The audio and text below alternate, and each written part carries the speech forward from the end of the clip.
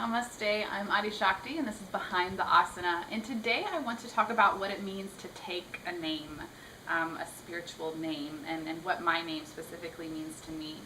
And so the spiritual name is a rebirthing. It's a commitment to dedicating your life to your divine dharma and through seeing your life through the lenses of a spiritual seeker. And so traditionally, your teacher, your sacred teacher, gives you a name, and when they name you, you have that bond with your teacher for, they say, lifetimes.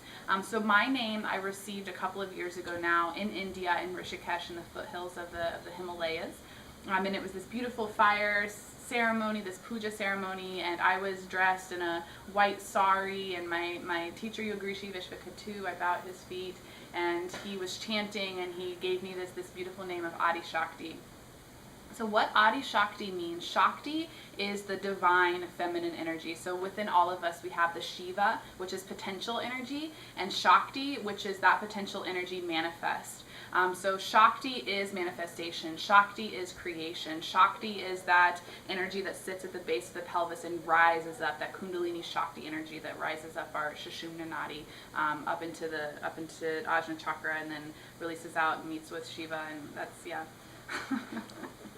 Going a little far there, but so Shakti is that creative energy, and Adi means the first, the primordial, the original. So usually with my friends, I introduce myself as Adi, which just means the first, the original, but the full name is Adi Shakti. And so what Adi Shakti is it's that initial, that primordial divine feminine energy. And so the first source of that, they say, was with the big boom.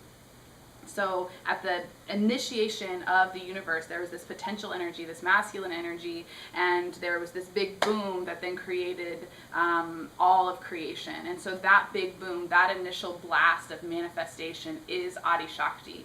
And so my name is the original goddess, the mother of the mothers, the goddess of the goddesses.